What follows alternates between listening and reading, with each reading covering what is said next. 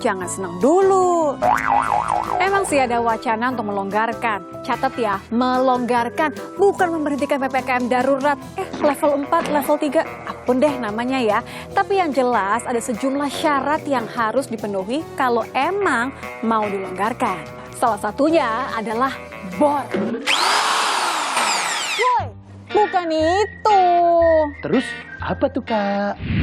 Bed occupancy ratio atau rasio keterisian tempat tidur di rumah sakit syaratnya harus di bawah 80%. Sekarang udah berapa persen, Kak? Kita lihat data yang ada. Daerah Istimewa Yogyakarta masih di angka 87,83%. Banten 87,29%. DKI Jakarta beda tipis 84,32%. Sementara di Jawa Timur masih 81,25%. Jawa Barat nih ya oke lah 79,29%. Jawa Tengah juga di bawah 80%, yakni 77,60%. Dan di Bali angkanya 73,24%. Masih PR nih di banyak daerah. Jadi dilonggarkan nggak nih, Kak? Berat sih kalau akhir-akhir ini Anda sering merasa kesepian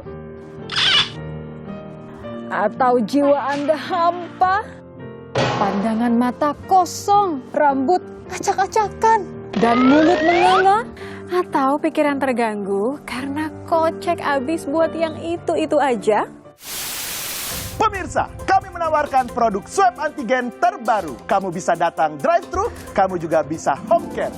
Dan drive-thru pun kamu bisa menggunakan motor, mobil, atau kamu bisa berjalan kaki. Moonwalk pun kami perbolehkan. Harganya hanya Rp555.000. Khusus hari ini, Senin harga naik. Karena Senin sore turun lagi, kamu silakan hubungi nomor di bawah ini. Kami juga paham, tentunya Anda rindu ya, ingin jalan-jalan suka-suka tanpa rasa khawatir merajalela.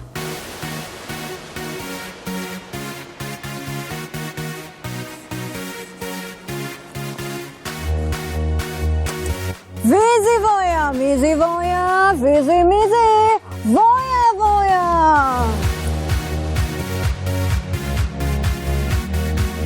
Don't play, bosku.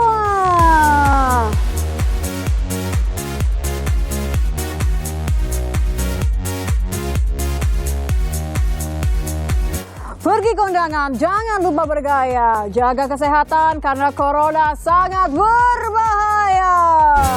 Aduh, dudu, don't play, bosku.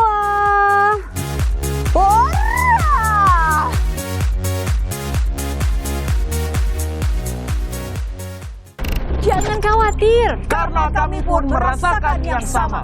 Menanti usainya berjilid-jilid. Pembatasan berkala. Tetap siaga, tetap waspada. Jangan sampai stres melanda hingga Anda melakukan hal-hal yang di luar akal sehat. Ingat, gangguan kesehatan mental mengancam siapa saja. Jaga kewarasan Dengan ngopi seminggu sekali di Kompas TV. Peraturan dibikin barangkali memang untuk diakali. Seperti ini kali saat Covid kian menggila, PPKM dibuat supaya corona tak merajalela. Tetapi apa yang terjadi? Demi bisa mudik seorang suami menyamar jadi istri, demi bisa melangsungkan pernikahan, sepasang pengantin merayakan pernikahan di atas bus yang berjalan. Demikian. ya, bagi banyak hal-hal yang kayaknya orang-orang tuh coba untuk ngakalin gitu ya. Gimana ya kalau kayak gini-gini tuh kita agak galau juga sebenarnya. Harus lebih. Hey. Kenapa sih? Wow. Saing. Hey. Kenapa sih marah-marah? Aku Yang kesel ini banget. yang ini ngomel-ngomel, yang ini ngomel-ngomel. Aku terus gimana coba ngadepin dua orang ngomel-ngomel kayak Aku gini? kesel banget kan Nitya. Ini kan Wah. sekarang lagi PPKM kan. Tapi kenapa? aku denger nih ya di berita. Kenapa kamu mau nikah di bus juga? Nah, kalau aku di beca ya. Lebih kecil sempit banget. Susah dong ya. Prasmananya susah ya. Prasmananya cuma sate usus kalau di beca. Gimana? Iya nih Terus jadi di aku belakang. kesel banget kan Nitya. Kesannya Karena ada nih berita nih ya, bapak-bapak dia itu mengelabui petugas yang ada di Bandara Halim Perdana Kusuma. Jadi dia pengen terbang ke Ternate, Maluku Utara. Dia pakai cadar. Sama nih berarti sama yang bikin Om Jo kesel Nah, nih. betul yang dinyanyiin sama Om Jo tadi. Dia pakai cadar, terus dia pakai KTP istrinya, Ya. pakai hasil PCR Ya, istrinya. pemalsuan nih berarti kan Pemalsuan, ya. ya Pemalsuan. Allah. Ya, bingung juga kalau Om Jo tadi bilang kayaknya berusaha untuk mengakali demi bisa mudik gitu kan. Tapi kan itu jelas-jelas melanggar aturan gitu kan. Dia tidak hanya tidak memiliki persyaratan, tapi juga bahkan menggunakan identitas dan dokumen orang lain gitu. Untuk ketahuannya, untuk pramugarinya lihat tuh. Iya. Begitu dia ganti baju di dalam gitu kan, keluar kok woi. Itu Yang salah, mau perempuan salah keluar laki. waktu melepas hijabnya. Harusnya di luar ya. Iya. Malah ngajarin nih Om Jo. Ini adalah kesempurnaan hidup manusia. Oh wow, Om Jo udah another level nih ngomongin kesempurnaan hidup manusia jadi itu gimana, memang Om Jo? harus ada yang nyimbang-nyimbang gitu supaya kehidupan jadi It makes genap. human gitu ya Iya. jadinya ya. Ya. Tapi kan bukan berarti harus diikuti. Walaupun ada juga beberapa hal yang dikondisikan gitu kan. Jadi karena harus gitu. Kayak tadi kan Om Jo nyanyiin soal melangsungkan pernikahan gitu kan di bus Di atas bus. supaya dalam perjalanan gitu kan. Ada orangnya bahkan aku udah hubungin tadi. Ada. Aku langsung mau hubungin ada Mas Angga. Mas Angga lagi diomongin nih sama Om Jo. Nih Om Jo ngomongin di depan bukan di belakang ya. Iya, di samping lebih tepatnya ya. Tapi memang pernikahanmu ini kan menarik sekali ya. Viralnya luar biasa gitu. Orang-orang bahkan ada yang bertanya, wah ini idenya dari mana ya? Kok sampai bisa bikin pernikahan di atas bus? Mungkin boleh diceritakan Mas, awalnya gimana gitu? Apa pertimbangannya sampai memutuskan, oke deh kita kayaknya di atas bus aja, murni supaya nggak dibubarin atau seperti apa Mas Angga? Awalnya itu ya sebenarnya itu pilihan terakhir, cuma gimana ya, kita sudah mempersiapkan pernikahan dengan matang. Semua acara perizinan sudah saya persiapkan dengan keluarga. Namun terbit ada peraturan PPKM darurat di tanggal 22 yang mengharuskan semua kegiatan masyarakat tutup. Jadi seperti berubah hajatan. gitu ya. Iya. Mas, tapi Terus, ini kan ini sudah selesai kok masih kayak kepikiran gitu Mas. Mukanya kayak masih wajar kalau orang mau nikah tuh kan merasa biasanya bersalah. bingung. Harusnya senyum ya. Ya, Nit, mungkin merasa bersalah. Oh, adakah gitu? Itu nanti boleh ditanyain deh perasaan setelahnya ya. Tapi monggo diteruskan dulu. Karena ada perubahan aturan, jadi harus memodifikasi secara cepat. Gitu. Beradaptasi ya. Iya. Istilahnya kita sudah mempersiapkan, terus kalau untuk meng-cancel tanggal akadnya kan juga nggak mungkin karena sudah diniati untuk menikah. Betul, Terus susah karena kita sudah mendaftar juga di KUA.